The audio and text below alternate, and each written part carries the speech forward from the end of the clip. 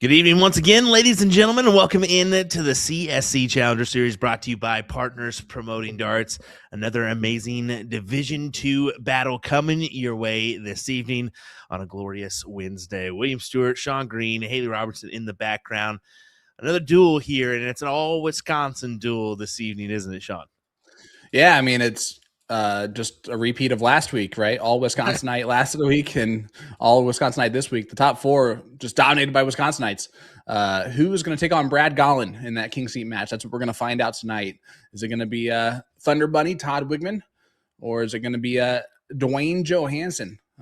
Both of them have been playing extremely well. They're both savvy veterans of the CSC Challenger Series, and I think there's a 0.03 difference in their averages heading into tonight, which is not as close as Monday night, but it is still very close. Yeah, and we really never know what we're going to get in this Division II lineup. I mean, we could get a tight-knit affair, or it could be just an absolute wash. We just don't know. These battles just kind of, man, it's crazy how Division II works. We keep on saying that, but you just never know what you're going to get from Division II. Yeah, it is a box of chocolates, my friend. That being said, we know what's going to happen. One of these guys is going to whitewash or destroy the other one somehow, some way, even though it should be even on paper. Haley's curse is still alive and well, and we'll see if it continues tonight. I know that I'm feeling a little sleepy this evening. I know that you have a lot of stuff to go on as well, so I'm guarantee you this is going to be the 9-8 final. This is going to be the 9-8 one tonight. Yeah, that usually lives up to the bill when you're either running on fumes or you got a lot of stuff to do. It's going to go the distance. So let's see if that's the case here this evening. What do you say, folks, in the chat? Let us know what you think this one is going to be at the overall end on our scoreline here. Let's get used to it, though. Let's get to it. As I'm already blabbling here. Let's go to Mr. Todd Wiegman. Go ahead. Yeah, Thunder Bunny for Schmitz Blue Water. He's playing out of Booze 2. That's in O'Connell, Wisconsin. He's been playing 40-plus years. His average heading into this is a 4.52, 168 on the All-Star rank list. He's thrown those Harrows Fire Inferno 18-gram darts. And Todd's been playing this since I think all the way back to season 1 because I remember reaching out to him and asking how to pronounce his name because Wiegman was not how I originally wanted to do it. But he actually is kind of low on the 9 mark scoreline. Only 7 9 marks and 4 white horses, 48 7 marks, 61 5 marks, and just 44 games played. So he's been playing well. He's going to have to possibly play a little bit better tonight to beat Duane Johannsen. Yeah, like I said, tough one to call here, right? We know what Todd is capable of. We saw it last week on the stream, what he was able to do. So I think, I don't know, I got to give him the slight edge this evening, but it's going to be a tough competitor in Mr. Duane Johannsen. Let's go ahead and kick it on over there. Todd's picture was very intimidating, by the way, whereas Duane's is very friendly. Yes, it was. All right. Well, Heartless is the nickname for Duane. He's playing for Red's Novelty. His location is Bullshooter Saloon, which he's had some fun with in the past. He's been playing for 35-plus years. His average is a 4.55 with a 560 All-Star ranking. And he's currently throwing his Booyah darts, Duane Johannsen, 18-gram barrels. And I want to go ahead and mention it because I mentioned it last time. So Duane is not Nick's dad. We got confirmation of that one from the missus. So we apologize, but we couldn't resist that little funny. So we hope you don't mind. But anyway, yeah, I had to go ahead and publicly say that one. There you go. Well, I'm happy that you did. Otherwise, people would be really concerned about that, as they should be. But he also comes into this with 22 9 marks and 1 white horse, 54 7 marks, and 47 5 marks. So overall, playing statistically better than Todd. Todd's hitting a lot more 5 marks than Duane, but that's not really a good thing in this when 9 marks and 7 marks are going to win you the match, right? Yeah, exactly. I mean, now I'm kind of leaning towards Duane. I don't know here what I want to do. I don't know. I'm just it's a toughie. Well, Bill Vollmer's in the chat. Bill is there actually supporting Duane. So if he doesn't say Duane Johannsen tonight, is going to win this, then that's a problem. And Bill would be in trouble with the person that he's watching play. But he says 9-7. I like that scoreline. I'm going to take 9-7 Duane Johannsen tonight. All righty. There we go. I'll take the opposite just because. I like it. Because honestly, again, like we say every time, Division II, anything can happen. And it wouldn't surprise us one way or the other if one of these guys did come out and shoot way better than their opponent, or vice versa, where it's really, really close all the way through. Well, unfortunate for Duane. But yeah, so we'll see. Todd will get the start. Yeah, Todd's going to get the start. Duane mentions in his interview that, or it might be Todd that mentioned in his interview that he lost the diddle against Ken Ripp, but then immediately broke in leg number 1, and it gave him a nice, helpful thing there. It's Kellen Sperlin versus Sean Cafflish on the scoreboard this evening. Oh, hello. Oopsies. Nick must be back for another match tonight. Oh, we'll fix and that. Then she just switched over for no reason. We'll fix that one. She's panicking. Panicked. She panicked. She's panicking. Like, oh no, I better fix that. Well, they start off 5 mark. I can tell you this. Duane's not going to spend much time with the darts in his hand. He gets those things out of his hand really quickly. Yeah, he doesn't mess around. And, of course, poker going on next door.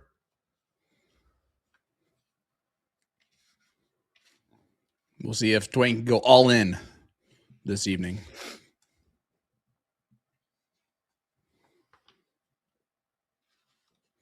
I'm going to guess they're playing Texas Hold'em. Of course. I'm going to guess. Yeah. I'm going to guess it's first place is probably a $50 gift card to the bar. Second place is probably like $25 to the bar. Ah, come on. A little bit more than that. I don't know. Surely. I had a place where I played free poker for a long time.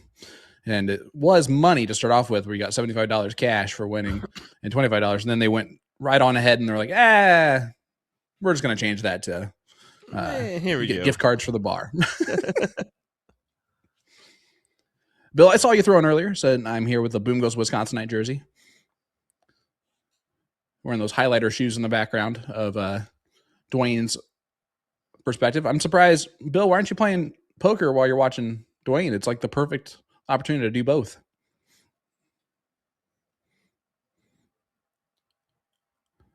Thunder Bunny throws in 120 points scored. Our first year at TOC, we went out to dinner with all the Wisconsinites on the last night there. It was delicious. It was a Brazilian steakhouse there in KC. I know that I don't remember it very well because I was extremely panicked with if I had a job when I returned the next day or not. Because at that point I knew that they knew that I was not there or that I was in Kansas City and not sick. So I probably wasn't the most pleasant person at that dinner, but it was a great dinner. Certainly was. It was a goodie. It was certainly a goodie with those Wisconsinites there. Well, yeah, Duane gets him out of his hand fairly quick, as you can see, and as you mentioned. But Todd has the advantage here. 257 plays at 252 onto the 16s, 15s for Todd. See if he takes a look at the 16. He did. Missed it pretty badly for him. But opportunity now for Duane. It's an outside shot, though, because he can only get the point lead and close 2 numbers if he wants to do that. He did not want to do that at all. None of those things, actually. So only 1 mark on the 16 is going to hurt. I do want to point out that Todd, his jersey, as you watch him walk away. So hold on, Haley. Let's see this. River Pub bail bonds. Let freedom ring is on the back of that jersey. Heyo. So if you are in need, there you go. When you're in the O'Connell, Wisconsin area.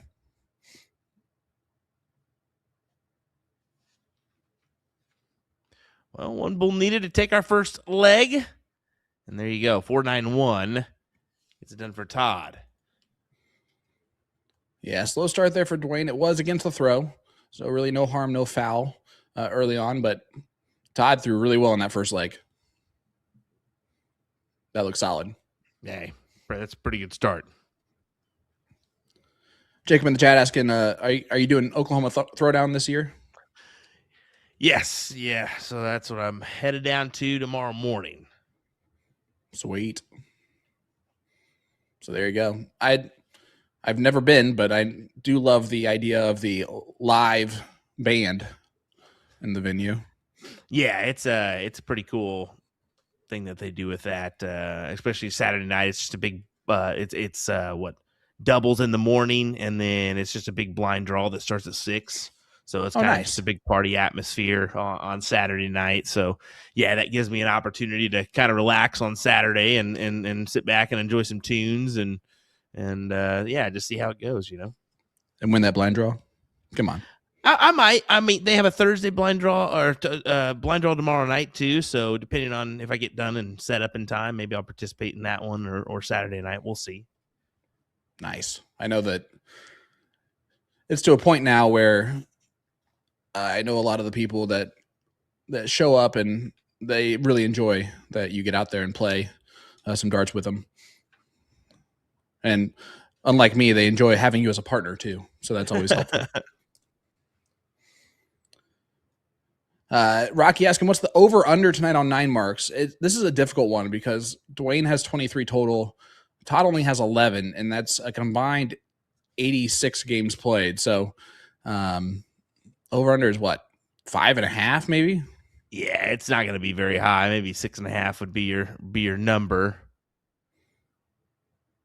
But yeah, I mean, these guys don't necessarily throw in the 9s, but they certainly put up some good numbers despite that. Yeah, I mean, it's honestly impressive how big these averages end up being when they are not hitting very many 9 marks.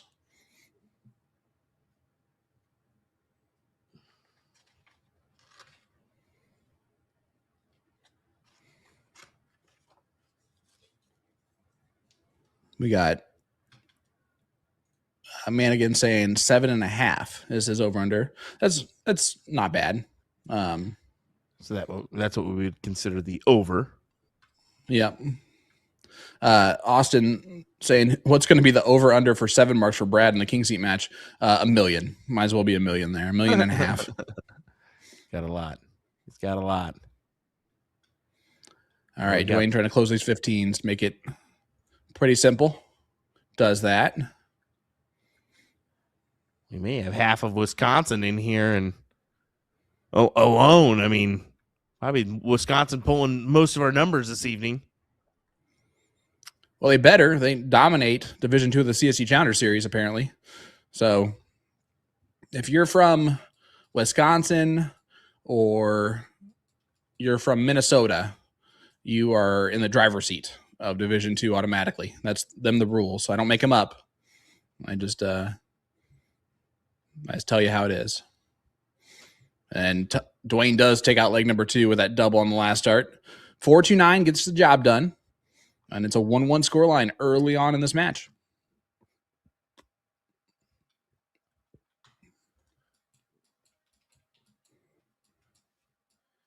Not bad to put your first leg on the board. Granted, Todd was right behind you on the overall average, but it'll go to his start this time. When do we see the 2-leg differential? That's always the question here.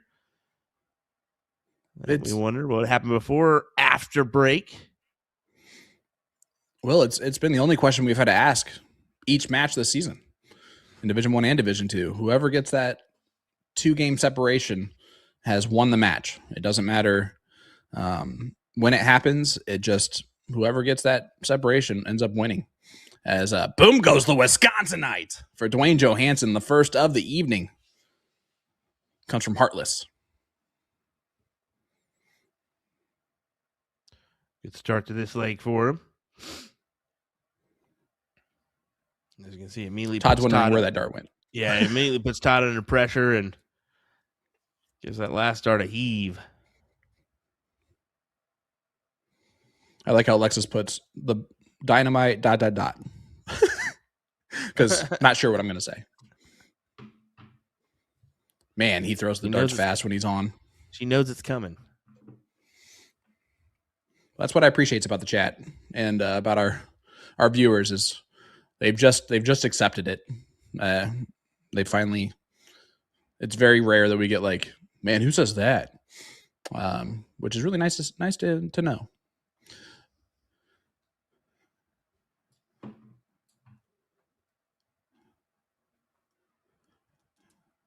My neighbors above me have been feisty recently. Well, at least one of them has been, because I've heard her voice screaming at whoever else she's talking to. Monday morning, I heard that for a good long time, and then tonight when I got home from school, that was the case a little bit. And I'm like, oh man, they are not happy upstairs right now. Duane, look at this here.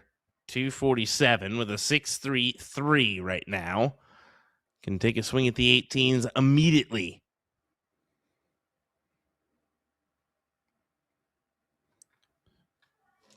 I like the reset, the deep breath from him before he threw those darts. And he's mentioned that before, right? He gets caught up and throws the darts too quickly. And he doesn't mean they go out of his hand too quickly. He obviously is used to that. What he's saying is that he's jumping up to the line too quickly and throwing when he should take a bit of a pause like he's doing right here and just kind of easing his way up there.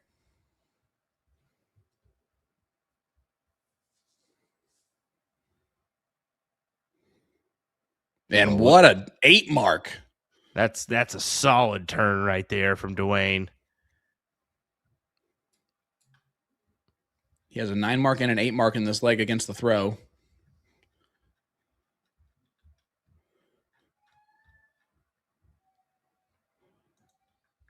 In the driver's seat here to break Todd.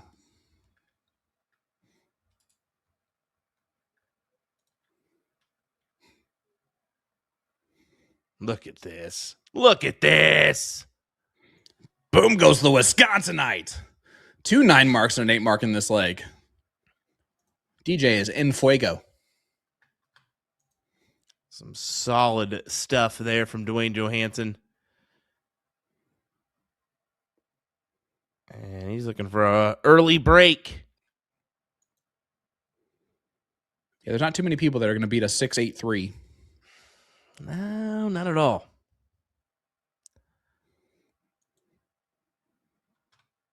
Man. Readjusts and finds it on dart 3.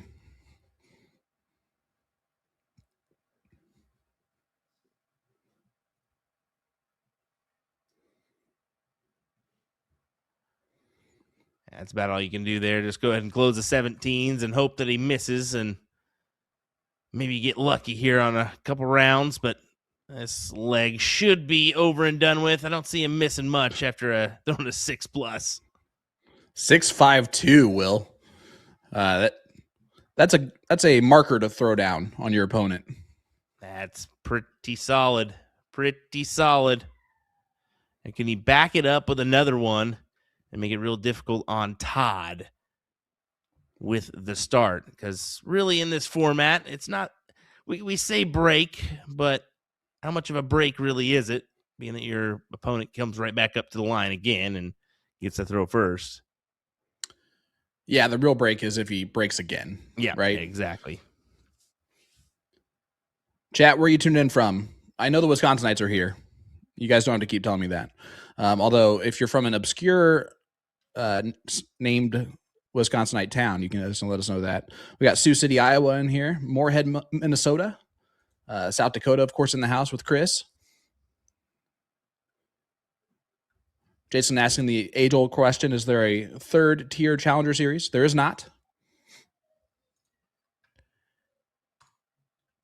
Look at that from Todd Wiegman. Boom goes the Wisconsinite. Throws himself his first 9 mark. 5.5 might be a bad number. This is a tasty back and forth here, man. Look at this. 7 mark to follow. 6-5 apiece. Division 2, ladies and gentlemen. Division 2.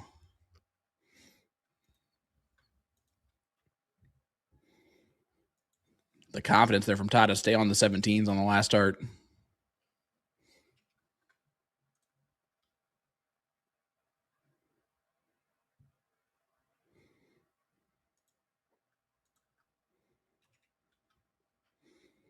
Ooh, and only a 2 mark from Duane. So Todd back in the driver's seat. Honestly, it's been a good defense after Duane started off hot in this leg too. Yeah. It has been. I mean, this will do. Keep right in line with him just a little bit better, especially with the throw. That's what you have to do.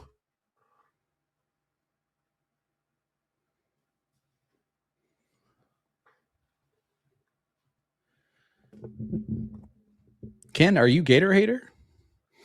He's a Jacksonville, Florida home of the one and only Gator hater. It's gotta be. Dunseth, North Dakota is a fun one. How about Winfield, Indiana? I've never even heard of Winfield, Indiana, and that's in my home state. So I'm going to guess small town. We got a Winfield. We got a Winfield, Kansas. We got a Winchester, Fieldville, Iowa. What is that? Mr. Deeds? Yeah.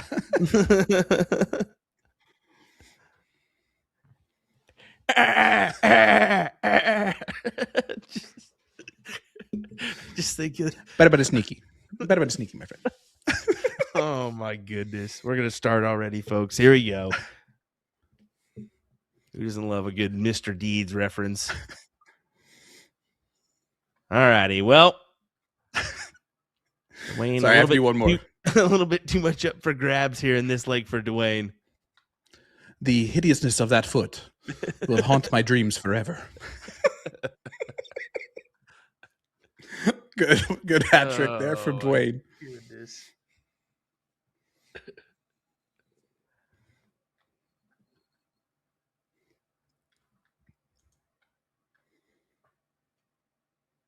Ooh, big last start from Todd. Otherwise, Duane would have winning darts in his hand. Yeah, it was a clutch triple there.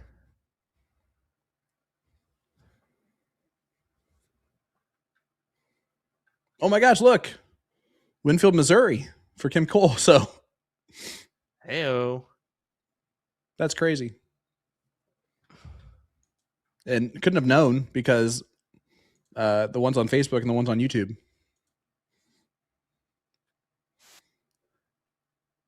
Todd needs that bowl. Gets that bowl. 4-6-3 at the end of the day. Gets the job done in leg number 4. 2-2 scoreline. Northern Indiana. Near Crown Point. Thanks, Christy. Greatest softball pitcher of all time that I've ever seen live. Played for Crown Point. Who was that? I don't know her name, but we had a player at semi-state. And she had a full ride scholarship to Notre Dame. I do remember that. She was a senior. She was all of like 5'4", and her fastball was every bit of like 68, 69 miles an hour, which is heat in softball.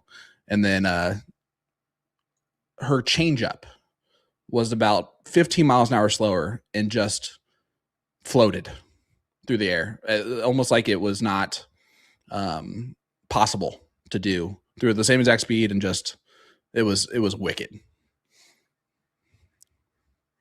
Well, all right.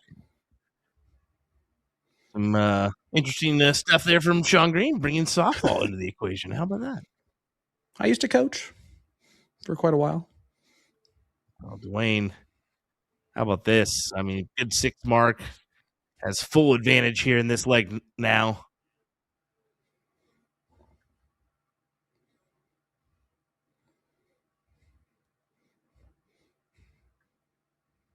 I bet Todd would be a fun person to golf with, because his mannerisms when he misses darts and is right up there to like missing a shot in golf, where he's being really angry with himself over and over again. I was just a fun guy in general, man. Well, that's true. He's wearing a bail bondsman jersey for goodness sake.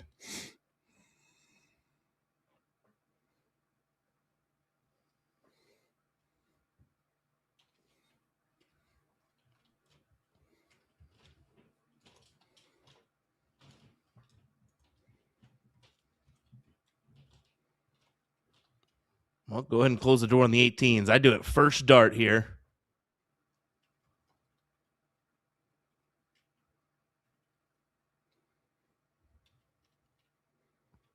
Yeah, he took a look at it.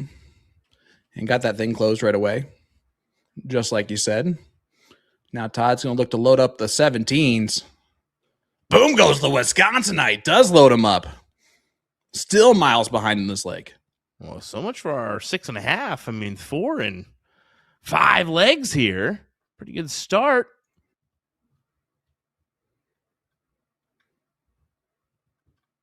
These averages have to be handsome at this point.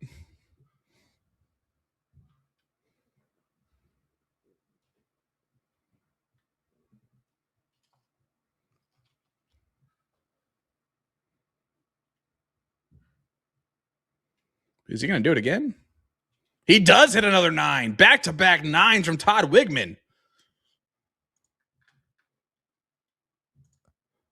He made up for that mile.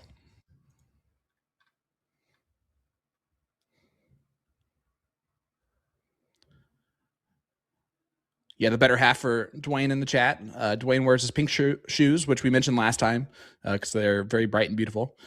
Because she has had breast cancer. She is still on cancer medication. We are hoping and praying that you don't have to deal with that anymore and can get out of there. But I do love that. That's why Duane has the little pink on his Booyah Cup hat, or his Booyah Darts hat in his picture, and then wears those pink shoes.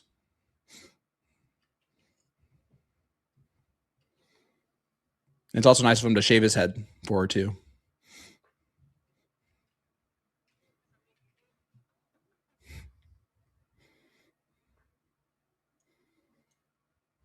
Haley's no longer my favorite. Not at all. Jeez. She's an angry one. Yeah. Just rude, honestly. She kind of bullies us.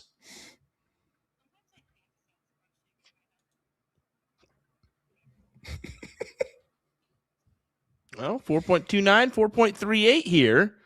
Duane gets the leg. How impressive is that? Advantage.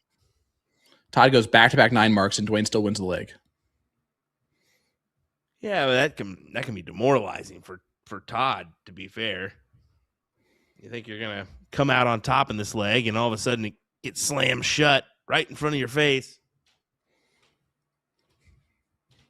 And then you got to remember it was against the throw, and he just has to do his job holding his throw the rest of this match, and he has a good chance of going to a last leg decider or even winning it outright before then.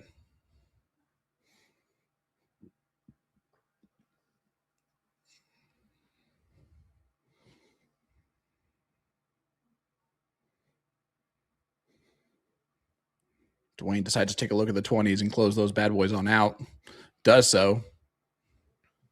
We'll see if Todd can swing it back in his favor here. Needs the 18s or 17s first. Well, no, he goes for the close on the 19s. How about this? How about that strategy? I like it a lot. Avoids the double up on the trip 18s and just goes right to the 17s for a white horse. Come on.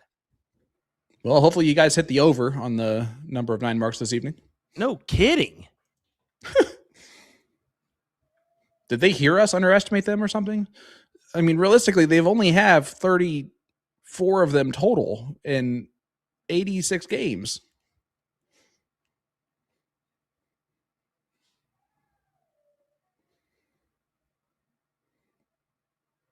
But I forgot that Wisconsinites like to show up and show out in these streams match.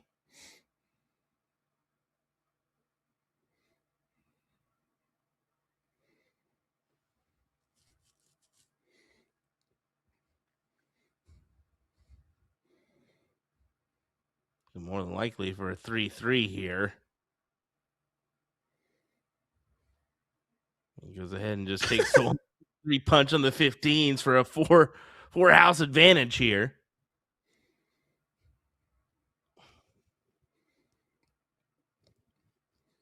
One of those where all of them are on the wire.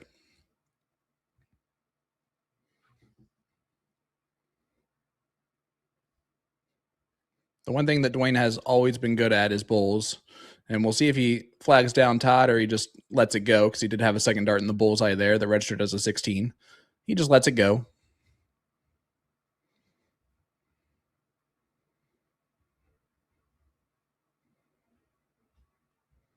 I think that's the right decision there. I think it would have extended the match, or extended this leg, but I don't think it would have done anything extra special.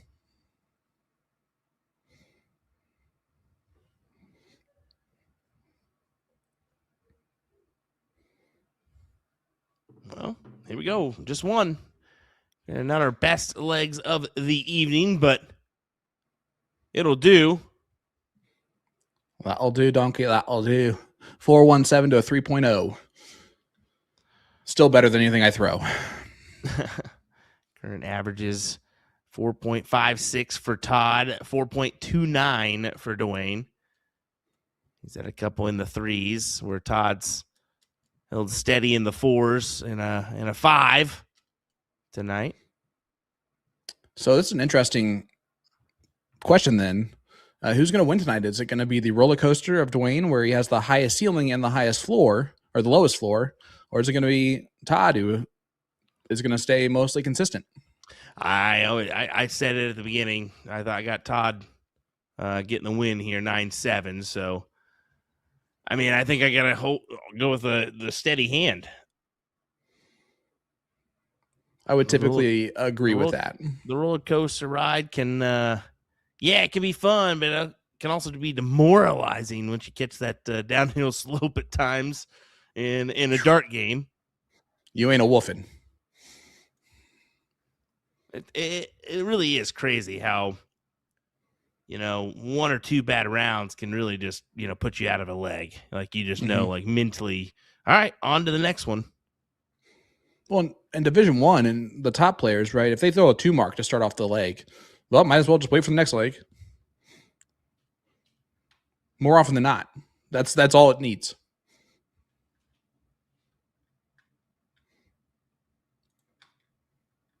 Especially when it matters most to these guys in the most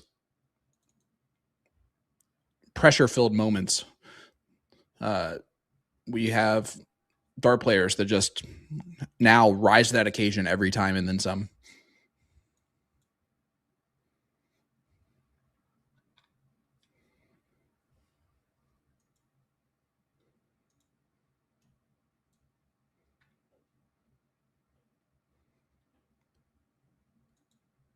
Todd has all the 18s he can shoot at. Does get rid of the 20s. I don't hate that move.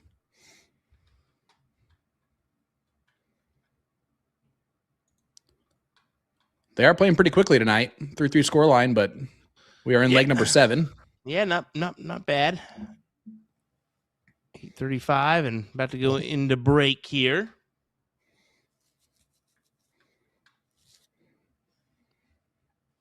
That was such an interesting dart from Duane.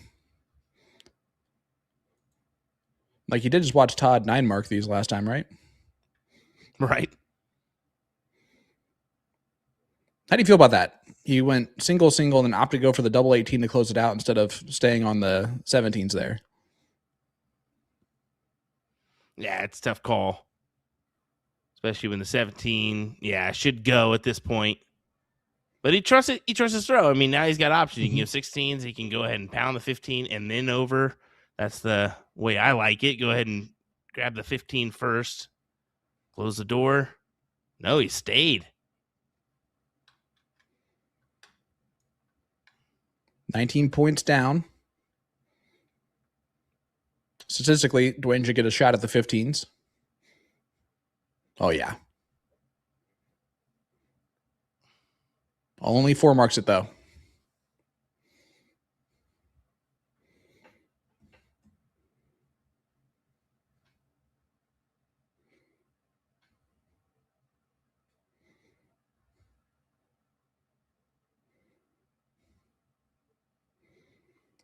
Todd's got a follow-through, kind of like Dave Chisnell tonight. Yeah, his follow-throughs can be interesting at times, but hey, whatever works for you. Amen.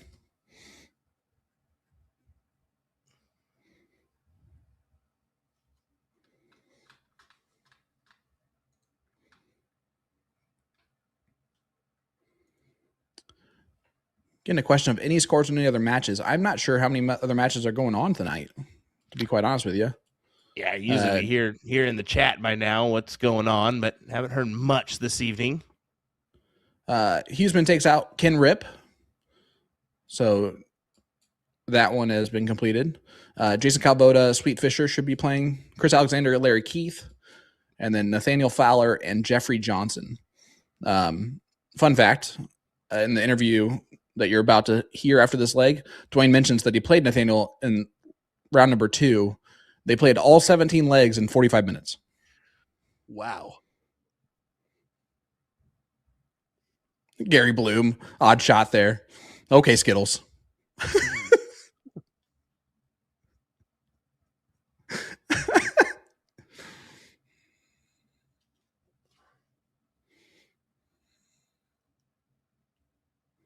There you go. Chris and Larry are 2-2. Thank you, Therese. And is Todd going to steal this leg to take the lead into the break? 4 bulls needed, and that's a good start. Oh, my goodness. 2 darts only. Big round there to grab the advantage at break. That was clutch there from Todd Wiegman. See him having some fun in the background for sure. But, man, what a good start.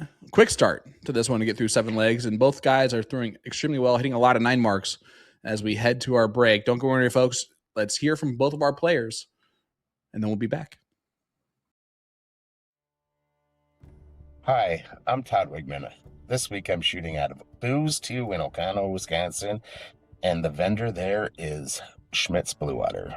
Last week I played Ken Rip, and I knew it was going to be a fun match. I knew it was going to be a tough match, and it turned out to be both. Starting with the cork, right off the bat, we tied first round, and he ended up winning, so I gave away the start. I managed to break him in the first game, and that was a good boost for my confidence. It showed me that I could break him, and from that, we carried on. We battled until the break, and it was back and forth. The break wasn't so good to Ken, unfortunately. He came out a little cold, and I took advantage, and I went on to take a kind of a lopsided victory, but it wasn't a lopsided match.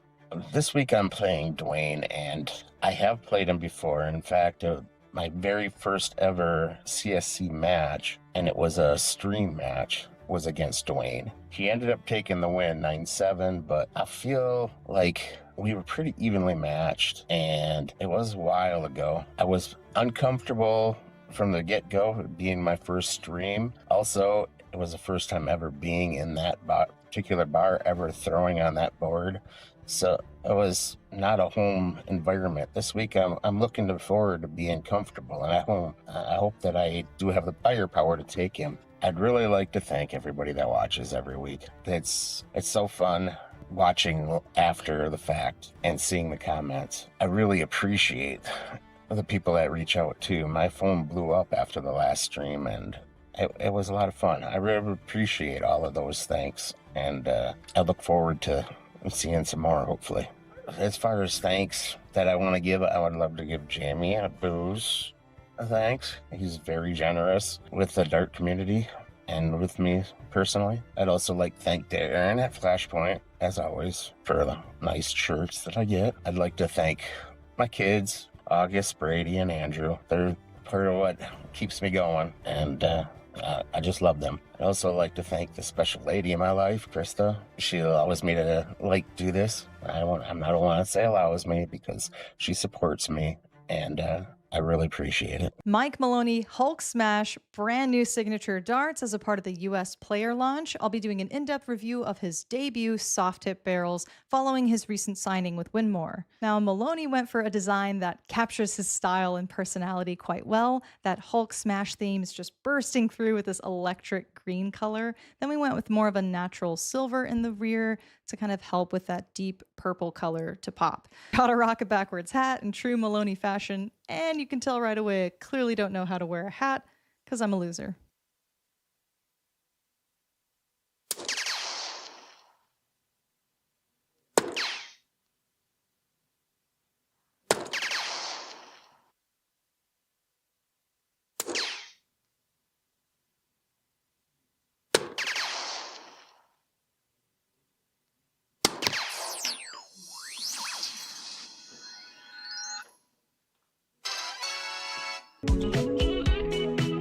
This is Duane Johannsen. You're watching the CSC Challenger Series. I'm shooting out of Bull Shooter Saloon out of Milwaukee, Wisconsin, and I play for Reds Novelty. In week 1, I played Cody Drager.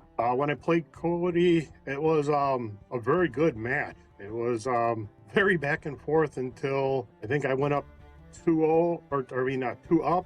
Then he went right back and flipped it 2 up, and it was like that all the way to the end. It was a good match. Your shoe game. They loved your shoes. They said that they were great. Between you and Cody Drager, it was a shoe show for sure. Well, I wear the pink shoes for my wife because she has breast cancer, or had breast cancer, knock on wood. So I always wear some kind of pink. In week 2, I played Nathaniel. Nathaniel, that was a really good match. That's one that should have been streamed. That one was a great match. People think I shoot fast. We shot all 17 games in 45 minutes.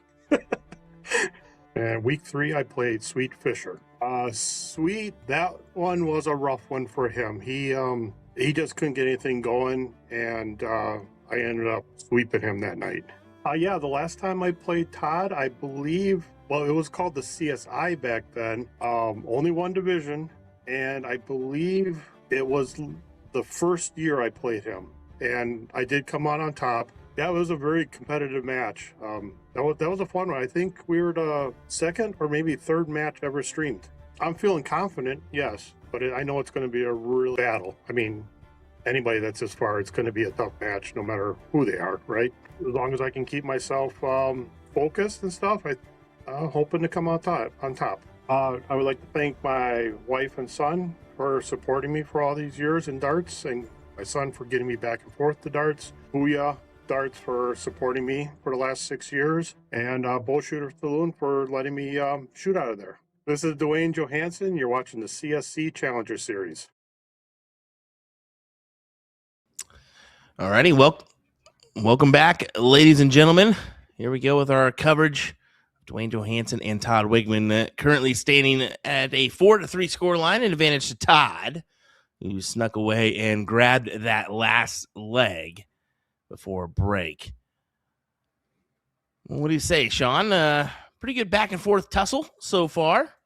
Yeah, I mean, exactly what we expected with the fact of like not wanting a quick night, because we never want that, but we would welcome it in this situation. And yeah, only the breaks of throw that have happened have just switched up who has the opportunity to get that that advantage, right? The 2-leg advantage. And Duane starting off with just a 2 mark puts himself in danger of doing that. Todd tends to play better after the break. He did that 2 weeks ago against Ken Rip. Rip came out real cold after the break, and we'll see if he does that again against Duane.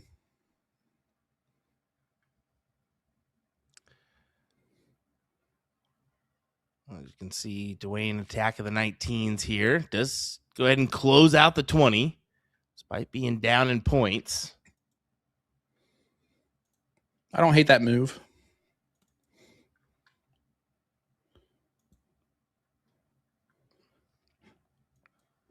Todd upset with only the 3 mark there because it brings back in Duane.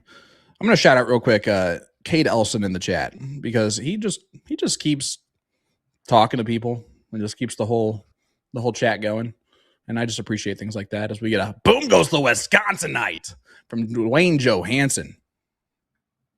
Keep on keeping on. There you go. Big shot from Duane for number 7.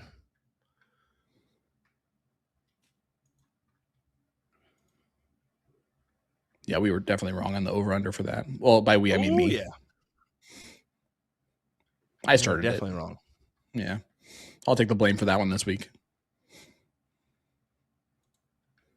Is it as bad than 10.5 when it's a Division I matchup? That's debatable. Listen, it was week 1. It was the first match of the season.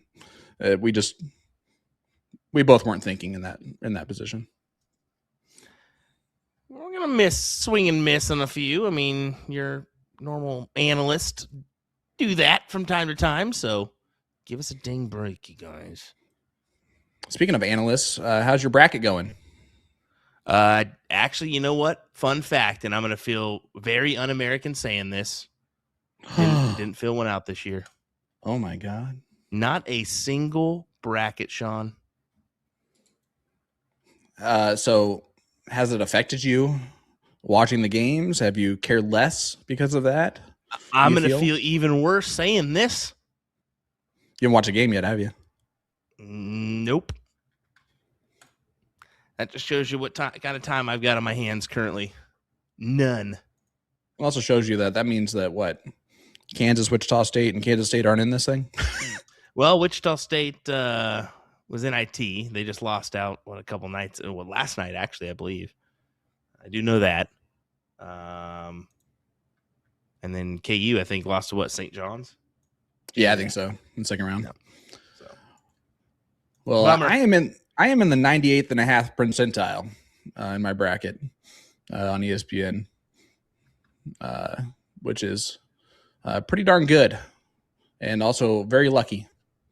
I was one of the lucky people that had Florida losing in the Sweet 16, so that helps.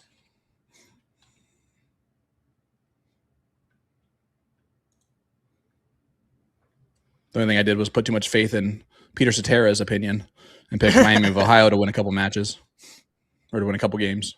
Thanks a lot, Pete. Yeah, his alma mater. That was a whoopsies there, wasn't it? Hey, they hadn't lost one game all year. I picked High Point over Wisconsin. Sorry, Wisconsin Knights. And the only reason why I did that is because High Point had won 14 games straight, and that, in my opinion, just didn't remember how to lose, and so teams are dangerous when they're like that. So we got a 4-4 score line. Duane Johannsen gets the job done there in that eighth leg.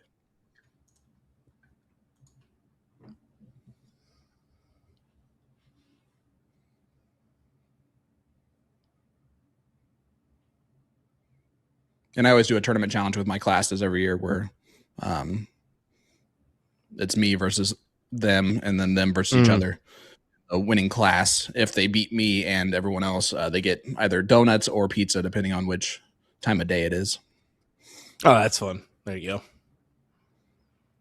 And the best part is, I just go down the line, and even if it's a kid who doesn't know anything about college basketball, they still have to make a picks. And it is so fun. So fun. The most fun ever is those kids that are diehard, looked up all the stats, know everything they think they know, and to hear a kid pick a different pick than they would want, and they go, "Oh my gosh!" It's so great. Because nobody knows, right? Nobody has any idea. And so I just laugh at it.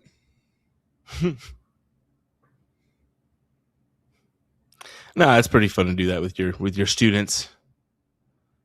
A little bracketology game going. Yeah. Just to keep everyone interested a little bit. And also, maybe wait from last time. As it takes about 5 to 10 minutes to make those picks. But that's okay. I'm a terrible teacher anyway.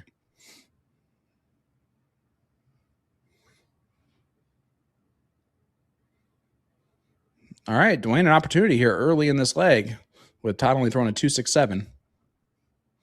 And I'm so happy I can say that number now, and it's not a big deal anymore. I mean, a couple legs back to back, not the best. Especially for Todd at a break. He really wants to turn this around quick because, well, miss out on this one. A little bit more significant, you feel. Mm-hmm. But there you go. Big stomps his foot in the ground. We have seen many a weeks, Will, where it's been 4-3 heading into the break, and then the final scoreline is 9-5 because someone steps on the gas hard after the break. Like Duane's doing here. Big 8 mark. He's feeling frosty this evening. I think that's his third 8 mark.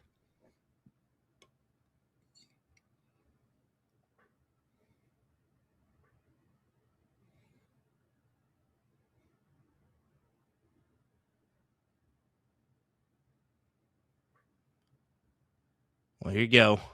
210 plays 1-4-3.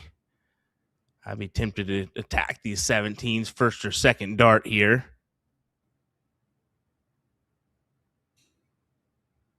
I think that's huge, closing the 17s with how good Todd's been on him.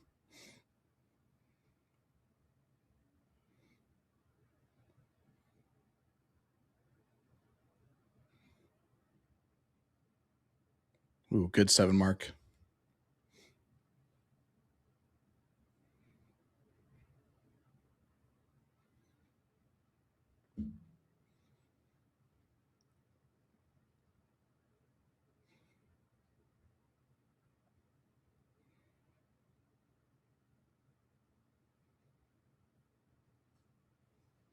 I don't hate that move from Duane. Todd needs a 9 mark to really get back into it.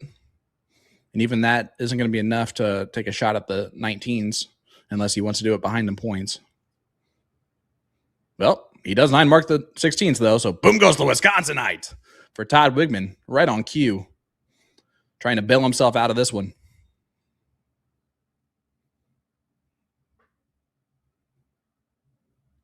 .483 playing a .486. Another Maloney double from Duane Johannsen gets the job done. Yeah, it just closes that door shut, doesn't it? So on to the 15s for Todd.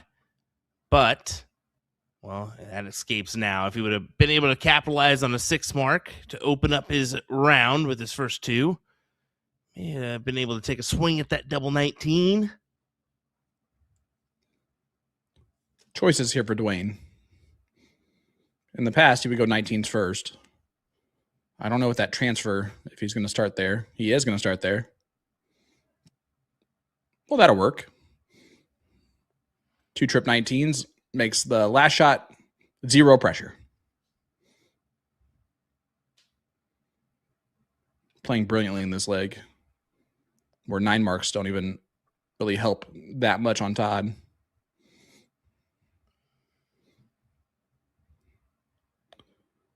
So to win 2 legs straight here, Will. I mean, that's exactly what you need to do. Eventually, you got to find 2 in a row to get the W. That's a pretty good poke at it. He's going to leave himself 1 bull when he returns. Pending, I mean,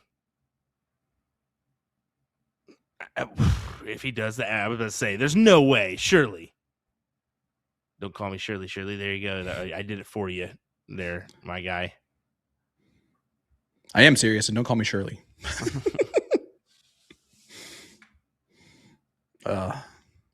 Great movies. And there you go. Duane Johannsen breaks the throw of Todd Wiegman once again. It's still just a 5-4 advantage now, so not 2 legs of separation yet, but Duane back in that driver's seat. Shout out to Todd, though. I mean, kind of making that a little bit more interesting after a rough start. Well, that's the thing about these Wisconsinites. They're scrappy. There's not too much give up in them. The problem is that he's playing another Wisconsinite.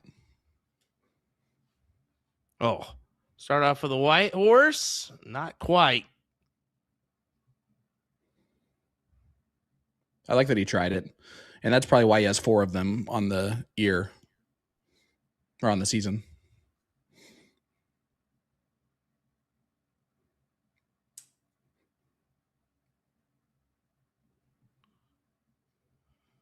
And there's something to be said with forcing your opponent to maybe not their favorite number on the 18s, right?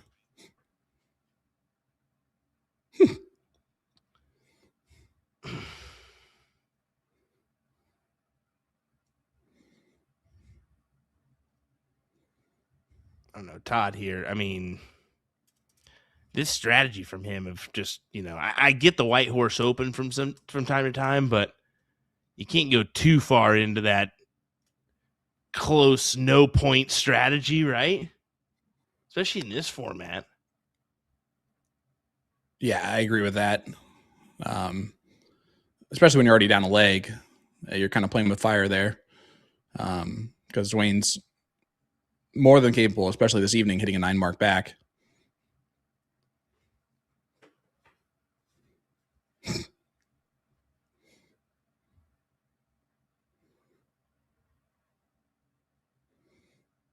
Yeah, Tony, that's a bit over the line, my friend.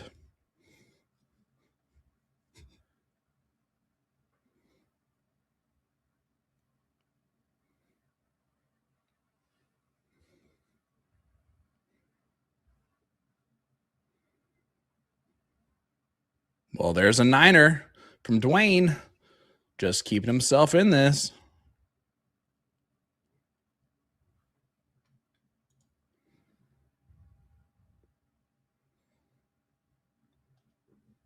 Sorry, this is gross. Alex Bowman just posted his DPFL stats tonight. He won 12-1. His average was a 103.96 in 13 legs of darts. That is crazy. That's insane. His worst leg was an 18-darter.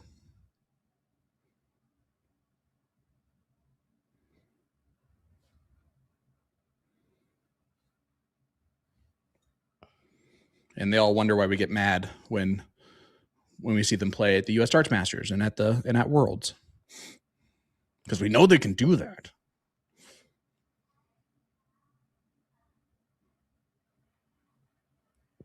Or maybe not everybody gets mad at it. Maybe it's just me. Well, 6.20 for Duane and a 5.0 for Todd. Todd really needs to pound this triple 20 here. How? Okay. I kind of get the play. I do. I get the play, because if you hammer that, it gives him a look, but it's a kind of a more tricky look, right? But still, I don't know. You swing like that and don't come up with anything, usually the opponent's going to make you pay a little bit more than that. Yeah, my only problem with it is that Duane had a 26-point lead at that point. So even if Todd closed out the 15s there, if Duane goes back and hits a 7 mark and closes all 3 of Todd's numbers, it's 5-3 on the bull race then, and it puts Todd at a big disadvantage.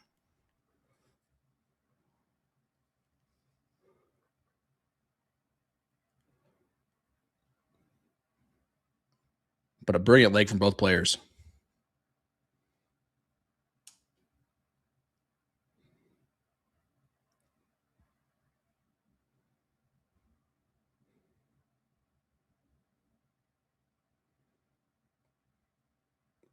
Well, Todd keeps him one bull and some points away here. We really needed to find the double with one of those darts. Yep. Could not do it. So Todd should be able to grab this and make it 5-5, and we'll keep on trucking. And a tight matchup here in division number 2. Haley's closest match to date.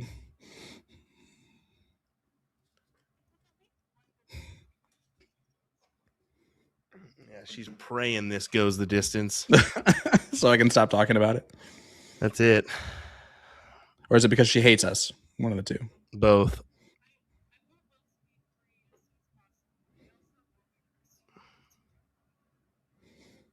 She said that she wants you to be free as possible, but she also wants her curse to be lifted. And I think that's selfish of her to ask for it tonight then.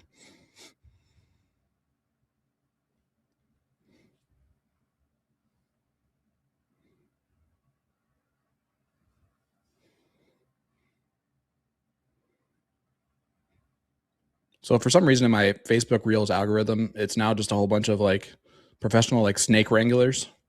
And I just don't know how they even like do that job. Like they could die at any moment with some of those snakes. And I just don't get it. And they're just like handling a king cobra and calling them nice friendly king cobra. It's like, okay, well, no big deal. Yeah. Nothing to see here.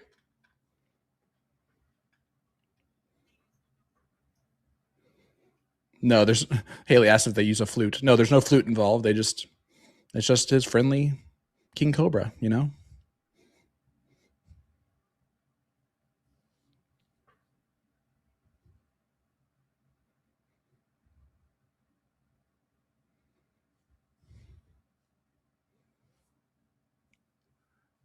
Todd up against it here in this one. Needs to fill it up. Does exactly that. Great 9 mark. Number 11. Okay, guys. We get your point. Hey, you don't have to double our over-under here. Just to make a point, guys. It's going to be okay.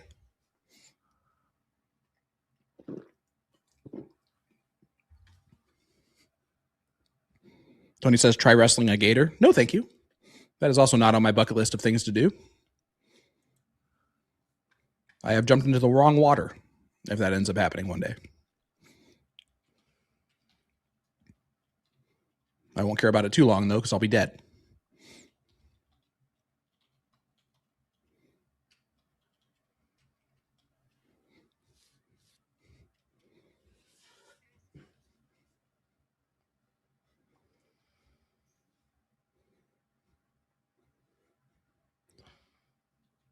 Todd with another 9 mark. There is number 12 to double the over-under. Just, I mean, might as well be a million, right?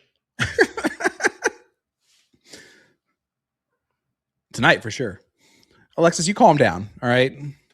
I keep forgetting that I drink loudly, and then the microphone's kind of at my throat, and I even looked away and like turned away for that one. It did not help at all. I get thirsty.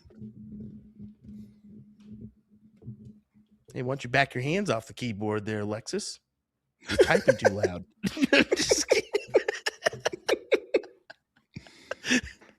We can hear you in the back of the class. Oh, my goodness. All right, Todd. Need to have this one. Hammer the 16. And do you go ahead and take a look? I think you have to. Yes, he does, and he closes it. Big dart from Thunder Bunny. Trying to take back control. Oh, she called you by your government name. I was going to say, whoa.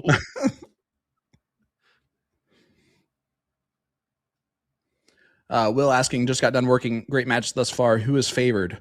Will, that's a great question. And I would say both and neither. They are a 0.03 difference in average heading into this match as Thunder Bunny does take back control. There have been more lead changes in this match than I think we've had all season long in either Division 1 or Division 2. It's been great. I'm really enjoying this. I mean, how could you not? 6-5 advantage for Todd. Duane getting the start here.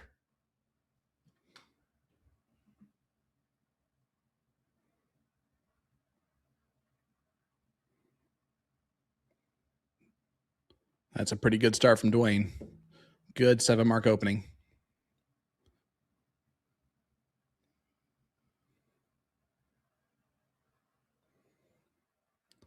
Bobby and Brady throwing in the Thunder Bunny logo.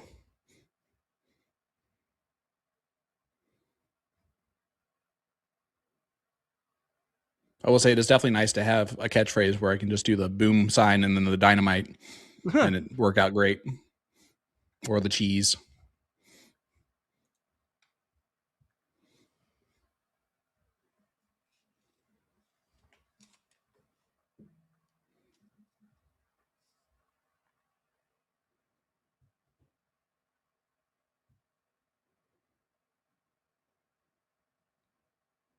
Ooh, Todd trying to snipe out the 20s early on. And I like that move because he knows that Duane's going to point first. Most likely. Yep. Boom goes the dynamite. Drop catapult. That's exactly what I thought of immediately there. Just good old Sandlot. I will take it. I will take that all day. But I hit that line the same way. I'll take that. Oh, that's fantastic.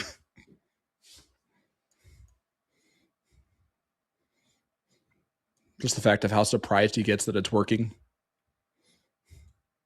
And then it does. Lift up. You got it. Lift up.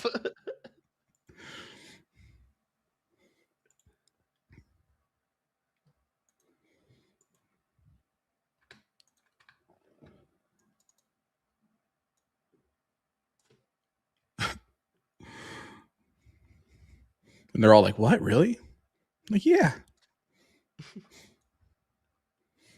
Yeah, Oh, man. Yeah, you got it. Good old yeah.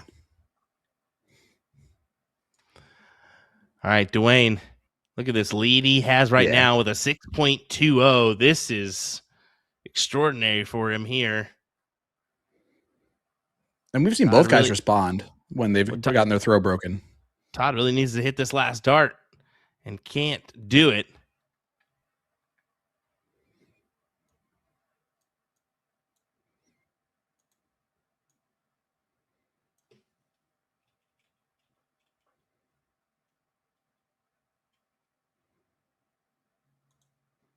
Oh, brilliant. Brilliant from Duane. Those doubles are easy for him this evening. And Alexa's asking, I need to know where you came up with that, Sean. This is going to make it sound way less cool. I stole it. Just ripped it right off of a I stole it, just to be honest. of a bloopered sports moment from a gentleman reporter at Ball State University.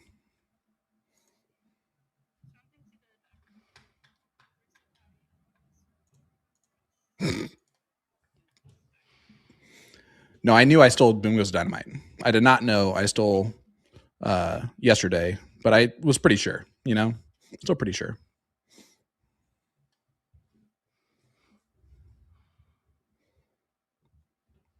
And when you think you come up with a banger of a song and then it doesn't happen, it's a big disappointment. Very much so.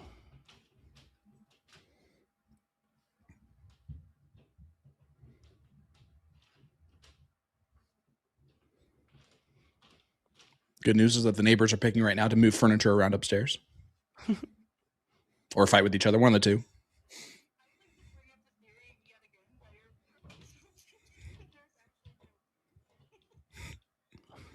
Don't know anything you just said, Sean. Yeah, so I'll go ahead and translate for you. She said that she is bringing up once again that she hopes that my place is just haunted and that there are no people that live upstairs. Thanks a lot, Haley.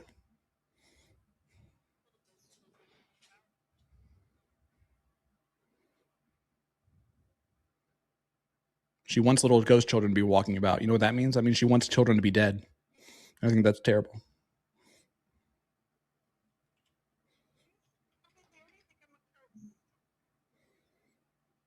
Well, at least you don't condone kicking puppies.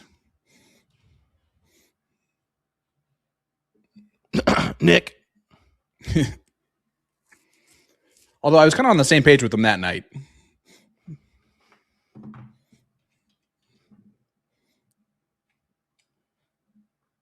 The score is 6-6, 10. It is right there on that screen, right below the player cam and above the board. The screen, excuse me. Yeah, tighten it one here in a race to 9 format. Todd looks like he's going to get the upper hand here in this leg to make it 7-6, but man, you said 9-7, I said 9-7 the other way. This is really looking like the case. If not, we get that last leg decider. Come on now.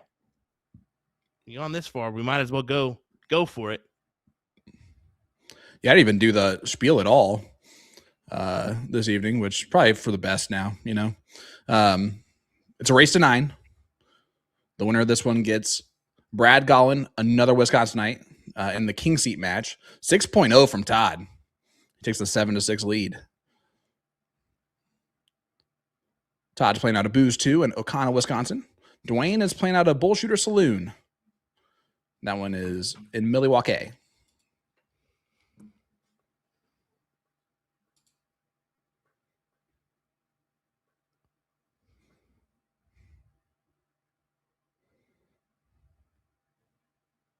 See Duane taking just a moment there. I like that.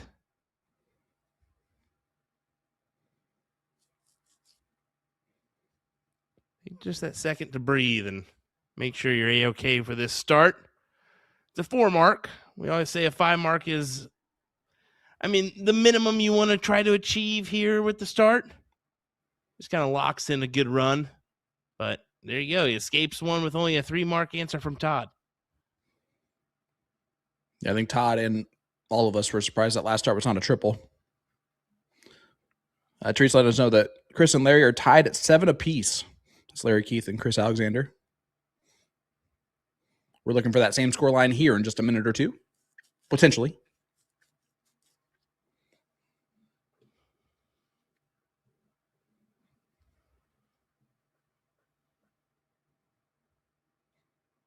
Oh, what a shot.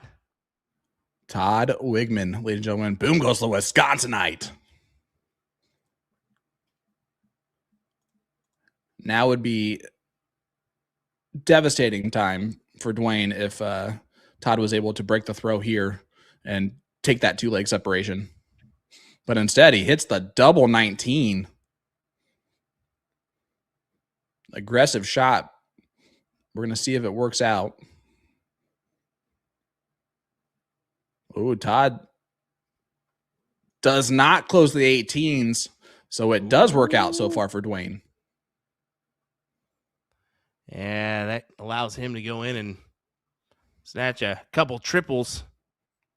I'm going to be honest, I would move off that segment. Yeah, you can't now. Oh, only 3 singles. You're thinking at least you're going to grab 1 triple when you walk in that. But, man, what a bummer. And Todd can't answer. Wow. He did a Thunder Bunny roar.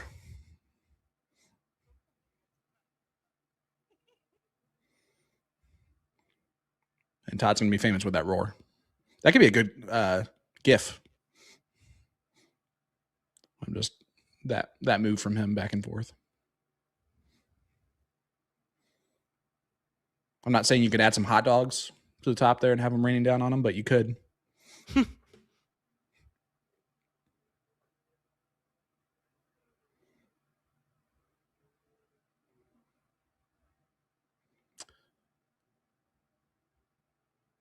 In the hands By the way, of Duane. Yeah. See if Duane can keep the lead here. By the way, folks, it is definitely apparent that you should not, under any circumstances, eat anything hot dog related with Will, because he will snap a picture of you at the most opportune time. He has now done it to both me and Nick. Yep. And it's almost impressive that he waits for that moment.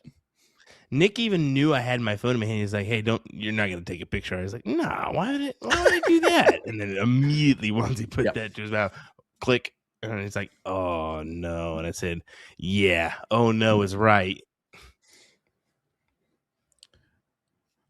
It was even so bad. I felt I felt bad for him and had to give him like a courtesy picture with the sandwich that I had. So. Yeah, that's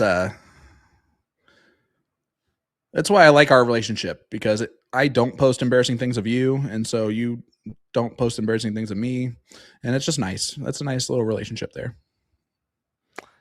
Unlike me and Nikki Pooh. Anyway, Duane, 1 bowl needed, grabs the bowl, 4-5 and a 4-2-9 here.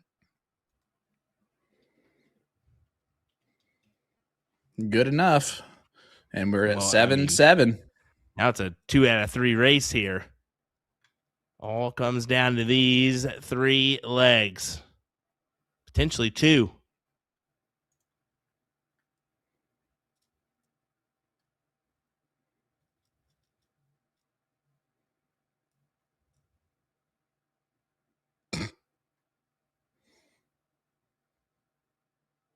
Sorry, I just saw Andy's comment. We don't. We're just hungry. We're just hungry people. It's hard not to eat a hot dog without like having to open up your mouth in order to eat it, you know? That's part of the process. Oh, look at that opener for Todd. Only 2. Duane does love those 20s.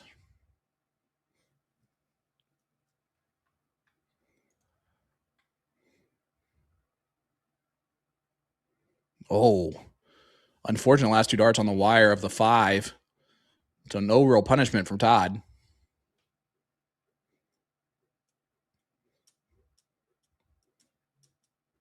Not only did Todd close to 20s, he closed his 5s too. That's just rude.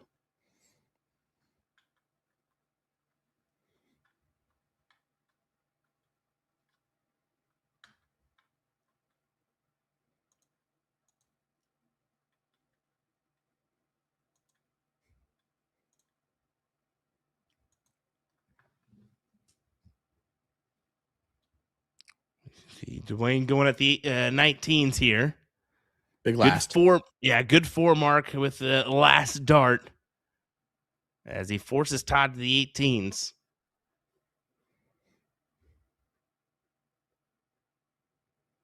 Ooh.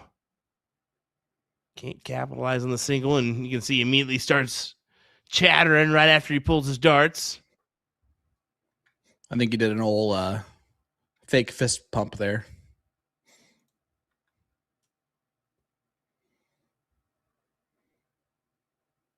Made the whole semi-driver honk your horn motion.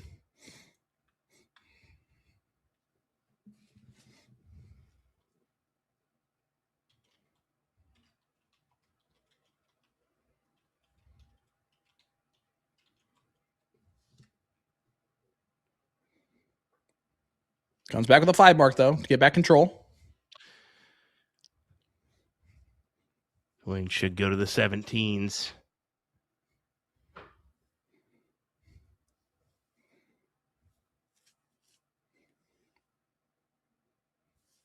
This is what you can tell how important this leg is, right?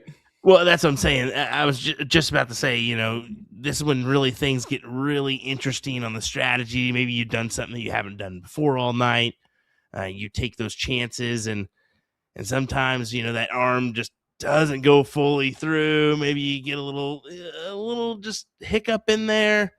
I think that's what we saw in Duane's last throw of that round, where he wasn't able to capitalize on at least closing the door on those 17s for scoring, allowing him a chance, but coulda, shoulda, woulda now. Now he's just got to go on to the 16s and make the best of it. Good 7 mark. Man. It's almost like they're starting to play in a circus because this is intense. Ha, ha, ha. Thank you. Ha. Thank you. Ha.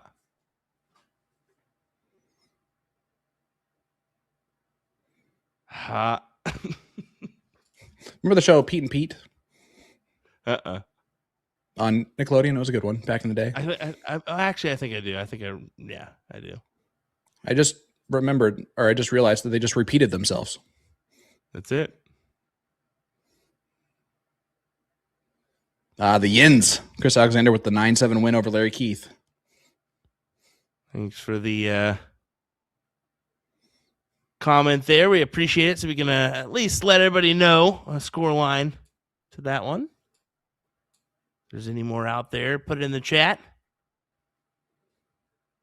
All right, Duane, though, this is a tight one, 161-150. He has an opportunity with 3 singles to take a chance.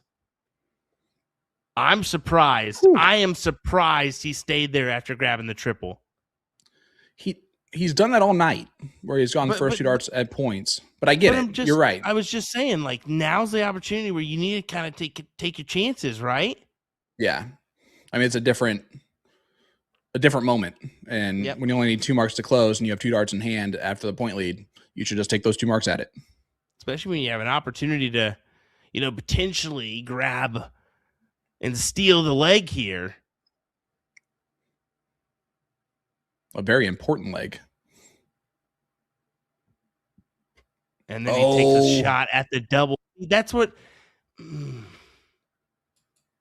I don't know. He had almost about the same lead, maybe a little bit less in that last one, and he had 2 darts to go ahead and, 1-2 punch it, get rid of it.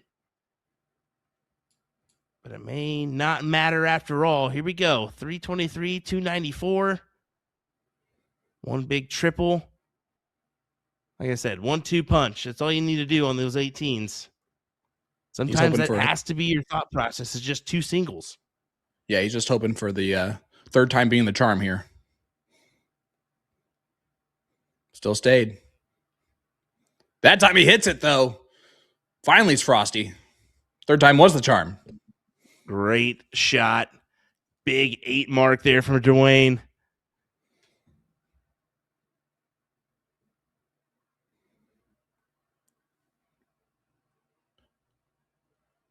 I don't hate that move from Todd there. Because Duane still has to shut down the 15s and then hit the 3 bowls. Well, I kind of hate that shot from Todd there. Just kidding.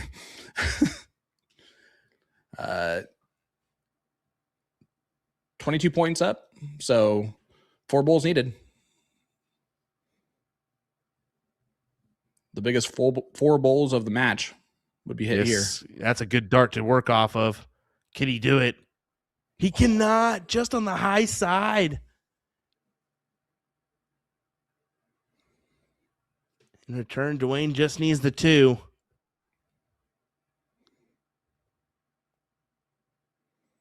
What a chippy back and forth battle. And Duane goes back in the driver's seat. Todd, though, goes to first here in this penultimate leg.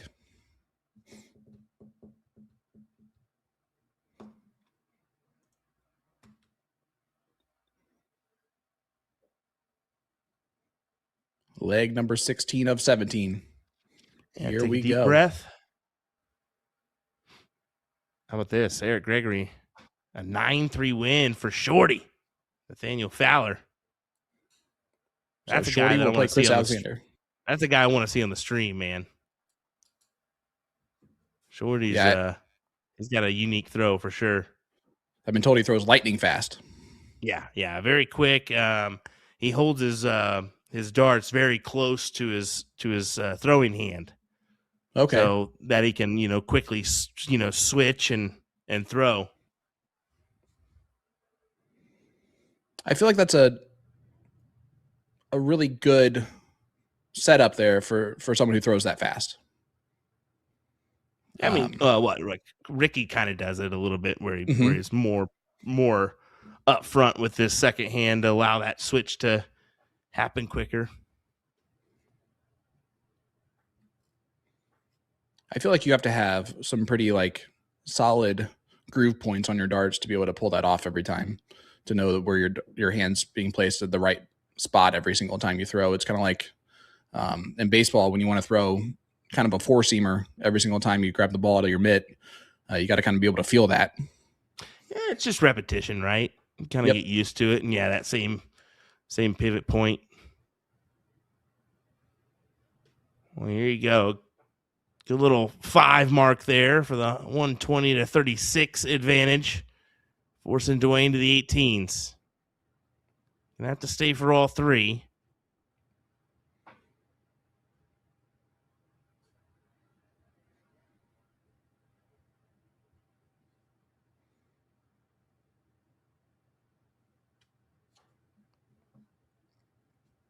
Only a 4 mark.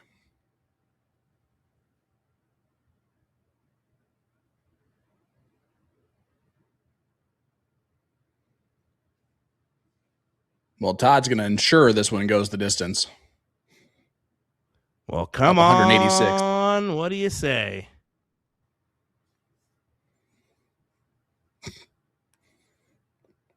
Jason Will cracks me up. Goes white pants, white shirt, white hair. Where's the white shoes? The turkeys took them. Gobble, gobble.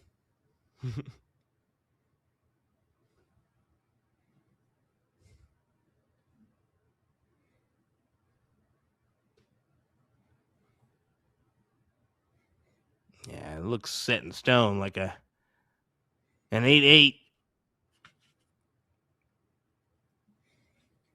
As we're finally going to get one for the first time in a long time.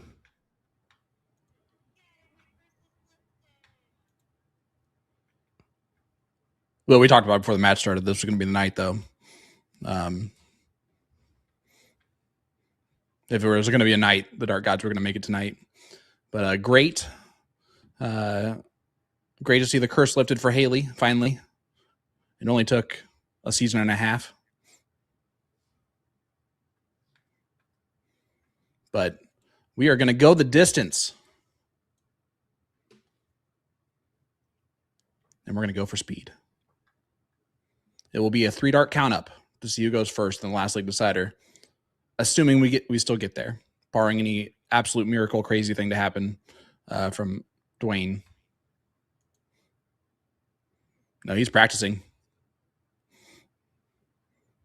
He just practiced the diddle. Yeah, why not? I agree. Why not? Smart thing to do, especially when Todd only needing 2 bulls here.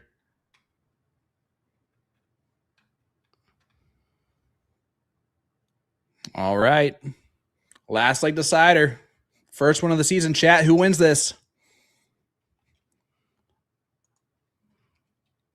I don't know, Todd. You feel he's got the confidence going into this leg, throwing a 5.25, where the opposite for Duane, throwing a 2.67. But I mean, the diddle's what really matters, right? I would say yes, especially in this situation, where there's been 4 breaks of throw, but they've all been in very interesting moments in this match. Tim in the chat going with Todd. We got Duane. We got Todd. Todd, Duane, Todd. I'm just kidding. I'm not going to keep doing that. Ooh, the advantage of going first or going second on the diddle is going to help Duane here. Only 66 from Todd.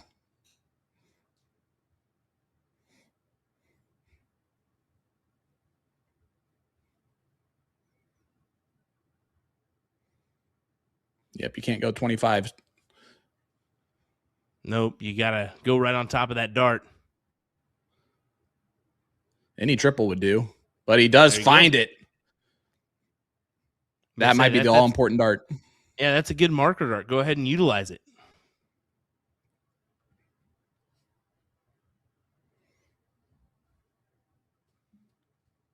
So here we go, folks. I just realized I said that word weird. Lastly, decider.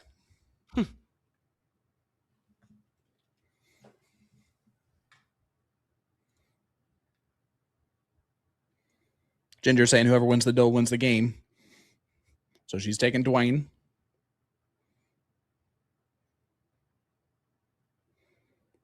The pressure here on the start. Yeah, I mean, you really got to come strong with it. Immediate release of pressure as soon as you get that first dart in the triple.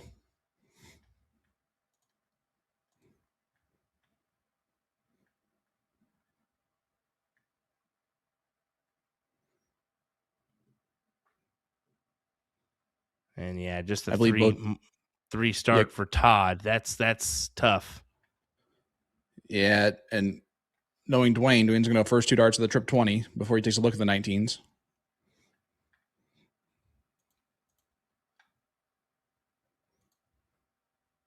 Oh, he does a dart 2. That'll work.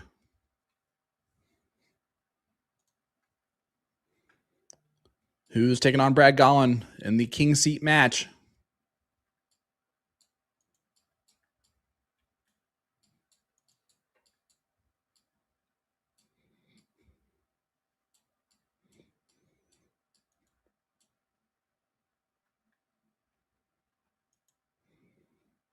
Matchups next week: Nathaniel Fowler, Chris Alexander, and the winner of Jason Calbota, Sweet Fisher, and we'll play John Huseman.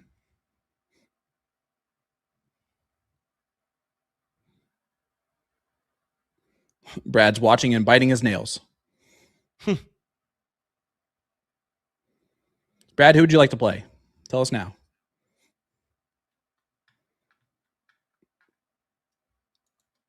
You know you have a real answer here. Just give us the real answer.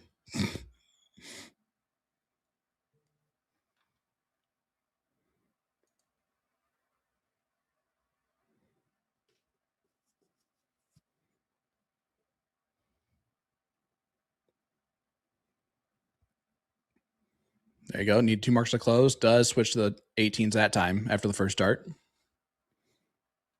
what you were advocating for a couple legs ago. Mm-hmm. Especially this last leg, you got to take some chances every now and then.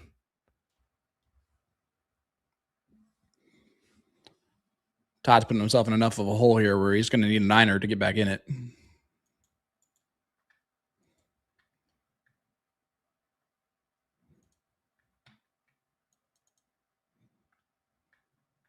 Whew. Especially with that last start from Duane. 4.20 playing a 3.0.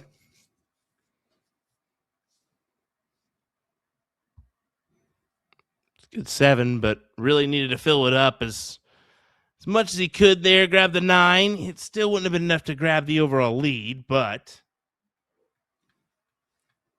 he's kind of keep you in the mix just in case. Oh, big dart. Duane is hitting that last dart every time, and it has been a killer.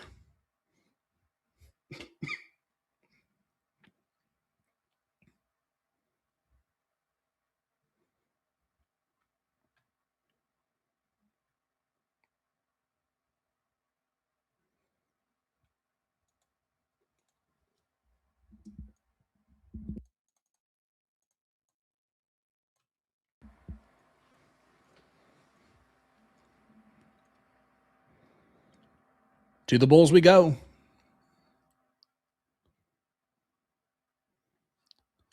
Todd needing a miracle pretty much. Yeah, and a lot of misses from Duane. All in the hands of Duane.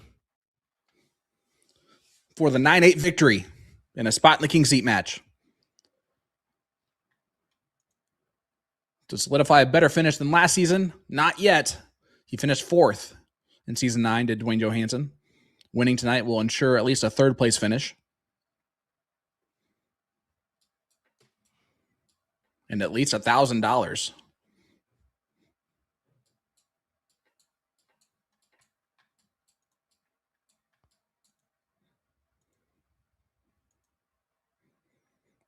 And there's nothing Todd could do about that.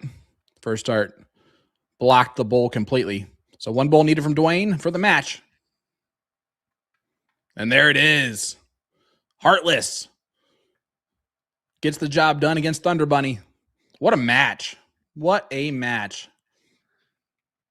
Yeah, some good darts there.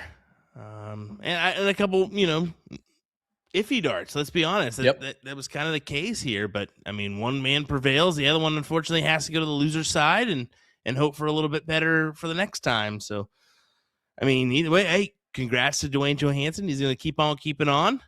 Brad Gollin is his next matchup. Yeah, there you go. That will be the King Seat match as Haley just switches over to us without telling us, That's what she does now. She doesn't even count us down after the break anymore. She just switches over to us right away. We could be in the middle of a conversation. Once she turns on the mic, hey, you're live. Yep. By the way, you're live, guys. That's what fun. A great It's matchup, fun. man. Our first last leg decider. Todd's going to kick himself in that last leg, right? Yeah. Throws barely put up a 3 when how he was throwing all night long has been better than that. And that's something that's going to stick with you. But he's going to have to get over it quickly because he's only got a 2-week break here before he's back up again. Next week, we got the 7th, 8th place matches that'll be occurring. But my goodness, Division II finally lives up to the billing of being a very close battle week after week. We finally get one on stream. Yeah. Yep, we do. Yes, we do. Finally, it's been a while, but we got one. We got one. A last league decider here between 2 good Wisconsinites. So, yeah, hopefully we get a couple more here in, season number 10 of this CSC Challenger Series. I bet it's not the last one, but coming up on Monday is Chris Champagne taking on Ryan Jervis. That's going to be a great battle. Arizona taking on Wisconsin. Wisconsin just doesn't escape our stream anymore. It's not going to happen. No, they do not. No, they do not. Yeah, looking forward to that. Folks, join us Monday night, 8 p.m. Central Time for that epic matchup. And thanks for joining in tonight for another CSC battle. We'll see you next time. Have a great evening.